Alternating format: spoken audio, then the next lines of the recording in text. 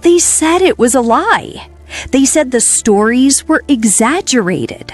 But I saw it with my own eyes.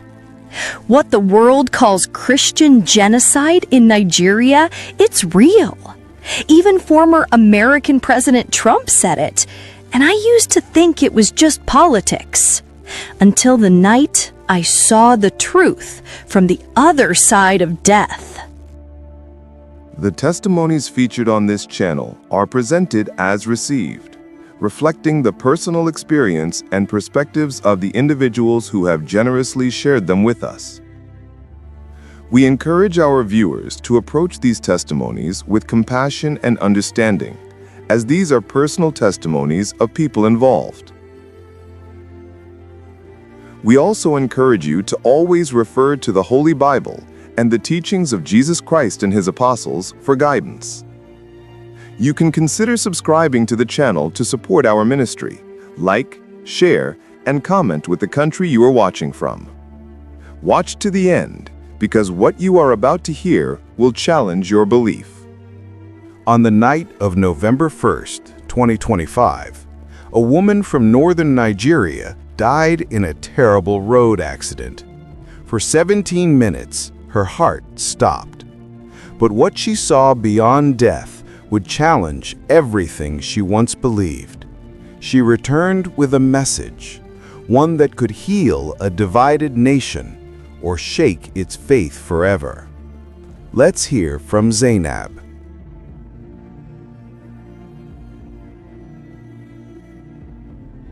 I was a Muslim woman, born and raised in Kano, a school teacher, a wife, a mother of 3. I loved God, I feared hell, and I thought I understood what faith meant. But on November 1st, 2025, everything I thought I knew was torn apart.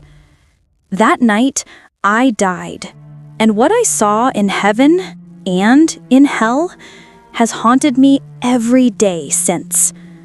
Before that night, I had just come back from the Holy Land, from Hajj. It was the greatest blessing of my life. I felt purified, close to Allah. I told everyone that I had seen the house of God, that my sins were washed away. But deep down, something was missing. Nigeria was burning, villages destroyed, Christians killed, Muslims killed in revenge, all in God's name. Every time I turned on the news, I saw mothers crying, churches bombed, mosques set ablaze, and yet we prayed, as if prayer alone could erase blood. I asked my husband one night, "Why is our faith always in conflict?" He told me not to question. "Zainab," he said, "this is destiny." But my heart refused to accept that the Creator of heaven could ever desire His children to destroy each other. That question, it became the seed of everything that happened next. On November 1st, we were returning from Abuja. We had stopped by the roadside to buy roasted corn. It was raining, the kind of rain that blinds the driver's vision. My husband, Yusuf, was driving carefully, the Quran recitation humming on the radio. The children were asleep in the back. Then it happened. A flash of white lights. A trailer swerved out of control, metal crashing, glass shattering. I heard Yusuf shout my name. Then, silence. For a moment, I saw my body, blood on my face, my scarf torn, my children screaming, and I was floating above the wreck. I wasn't in pain, only confused. The world below grew dim. Then, nothing. At first, there was blackness, endless blackness. I thought, is this Barzakh, the waiting place?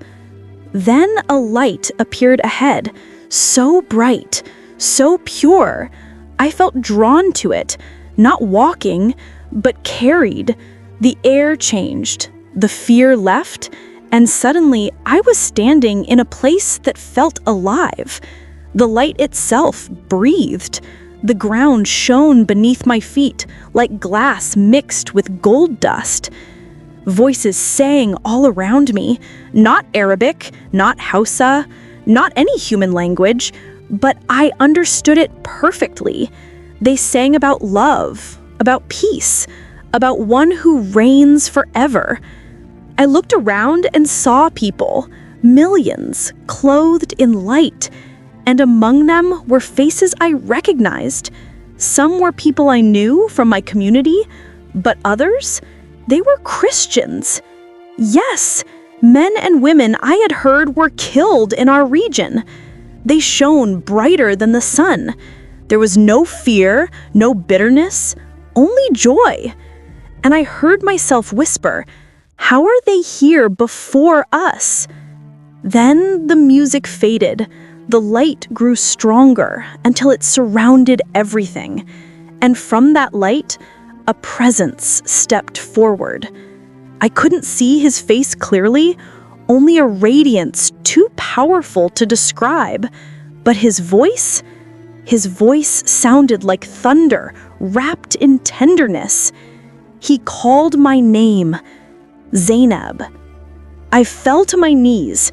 My heart knew instantly, this was no angel. This was the one the Christians call Isa al-Masai. He said, "You have seen your land torn apart in my name." And before I could answer, visions appeared all around.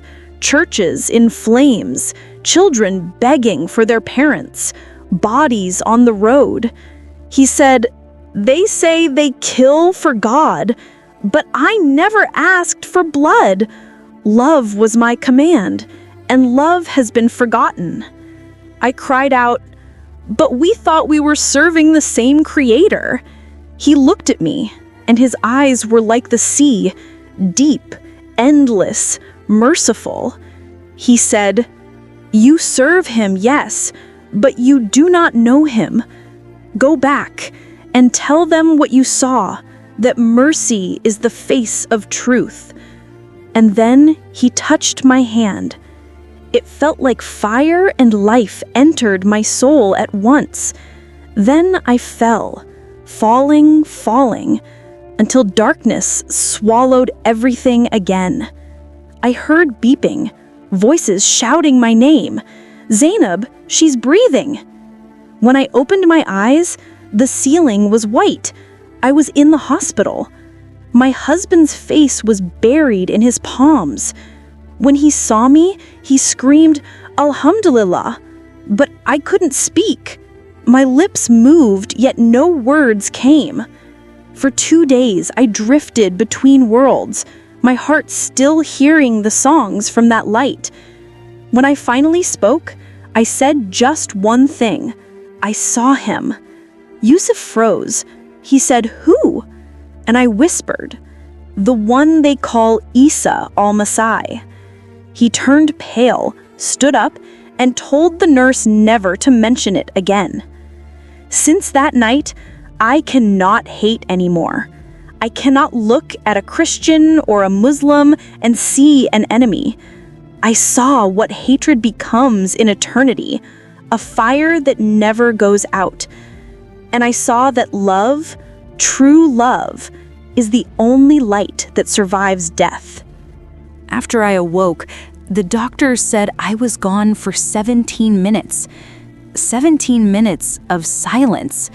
But to me, it felt like days. When I closed my eyes that second night in the hospital, I wasn't asleep. I was somewhere between. The same light appeared again, but this time I was not afraid.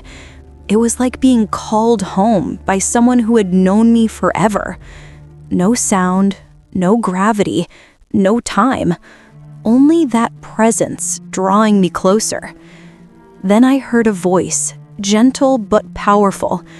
"Zainab, there is more you must see." And suddenly I was standing at a massive gate made of something like crystal fire. It shimmered, alive with colors I can't describe. The air hummed like 1,000 harps breathing in harmony. I knew, somehow, that beyond this gate was eternity. The gate opened with a sound like thunder rolling through water, and I stepped in. Before me stretched a river, wide, clear, and glowing. On one side, fields of light. On the other, a misty shadow that seemed to weep. I looked down and saw my reflection, but it wasn't just me. I saw my life. Every word I'd spoken, every secret thought, every moment I judged others. They rose from the water like pictures made of smoke and light. I saw the times I stayed silent when others suffered. I saw the faces of people I had condemned in my heart, neighbors, strangers, even those I thought were enemies. And then I heard that same voice again. This river remembers everything. All are known, all are weighed. My heart broke. I fell to my knees, weeping. Then a hand touched my shoulder, not to condemn, but to lift me up. Grace, the voice said. One drop of grace can cleanse a lifetime of darkness if love lives within. The river shimmered, and my reflection changed. The pain, the guilt, it faded like dawn's scattering night. The path ahead opened to what looked like a city suspended in the clouds. Its walls were made of light itself, breathing and alive. Music filled the air, not from instruments, but from existence itself. Every soul there glowed differently, some bright like the sun, some dim, flickering softly. I realized they were souls of those who had lived on earth, from every tribe, every tongue, every faith. No boundaries, no divisions. And I heard a whisper around me, here, love is the only language that remains. As I walked through, some of them turned toward me. One woman smiled. Her face shone with peace. She said, Zainab, do not fear the truth. The truth is not meant to destroy. It is meant to heal. And when she spoke, the city itself seemed to echo her words. Then, suddenly, silence. The light dimmed, the ground trembled beneath me, and I was taken to a place beyond the city. It was vast, endless, a valley stretching into darkness. I heard cries, faint at first, then louder, like wind wailing through mountains. I asked, where am I? And the voice answered, this is where love was rejected, not punished, but lost. The air was heavy. The sky flickered with shadows of faces, people still clinging to anger, to pride, to hate. They were reaching upward, but their hands passed through the light like smoke. I saw that the pain wasn't from fire. It was from emptiness, from knowing what love was and realizing they had turned away. One figure looked up at me, eyes wide with sorrow. He said, tell them it's not worth it.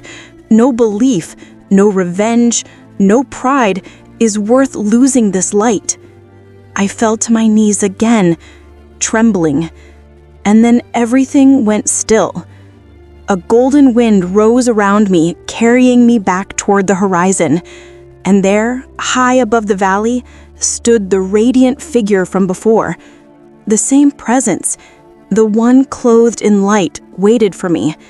I couldn't see his face, but I felt his gaze pierce through me, not with judgment, but sorrowful love. He said, you see now, the war is not between religions. It is between love and the absence of it. The world fights for names and symbols, but I seek hearts that know compassion. Tears fell down my face like rain. I tried to speak, but no words came. He continued, your nation is weeping, Zainab, but healing will come, not through fear, not through revenge, but through those who choose forgiveness, even when they have been wronged. I saw visions flash before my eyes, cities rebuilding, families praying together, Muslims and Christians embracing, people feeding the hungry side by side. Then he said, "Return, tell them what you saw. Tell them that love alone is eternal." And then I was falling again, faster this time. The light faded, the wind stopped, and I opened my eyes. I was back in my hospital bed. The rain had stopped outside. Morning sunlight poured through the curtains, warm and golden. My husband sat by my side, holding my hand, tears in his eyes. When I whispered, "I'm here," he broke down completely. But something in me had changed forever. The world looked different. The colors, the faces, even the sound of the wind. I could feel the heartbeat of every person around me, as if each one carried a spark from that same light. Days passed and I couldn't stay silent. I told my family, my students, anyone who would listen, God's love is greater than any wall we build between ourselves. Some mocked me, some called me lost, but others, they listened. They said my story gave them hope. They began to forgive old wounds, and slowly I began to understand. Maybe that was why I was sent back. When I left the hospital, the world felt heavier, not because it had changed, but because I had. Every face I saw on the street reminded me of the valley. I saw sorrow behind smiles, fear behind faith. At night, I would wake up hearing that voice again. Love is the only language that remains. I began to write everything in a small brown notebook. What I saw, what I heard, what I felt. I knew most people would not believe it, but I also knew the story wasn't mine to hide. When I finally stood in front of my community, my hands trembled, not from fear, but from burden. I told them everything about the city of light, about the valley of regret, about how the one in the light said, "Faith without love is empty." Some sat in silence. Others shook their heads. One elder said, "You are confused by visions. The mind plays tricks after trauma." Another said, "You should be grateful you survived. Don't invite trouble with talk of dreams." But one woman, an older widow, stood up with tears in her eyes. She said, "I lost my son last year. I want to believe he's in that light you saw." Her words broke something open in the room. People began to whisper, some weeping quietly. And for the first time, I saw that the message wasn't about proving anything. It was about healing hearts too long divided by fear. Still, I paid a price. Rumors spread. People avoided me in the market. Even my closest friends said, "Zainab has changed." They were right, but not in the way they thought. One night, about 2 days after the accident, I fell asleep praying not for myself, but for those who still carried anger in their hearts. In my sleep, I found myself once again by that river, the river of memory. But this time it was calmer, wider. The sky above was filled with 1,000 stars that pulsed like living eyes. And the same voice spoke again, the one that had called me by name. "Zainab," it said, "you have spoken of love, but the world listens through fear. Now tell them this: forgiveness is stronger than vengeance, and peace is born from humility."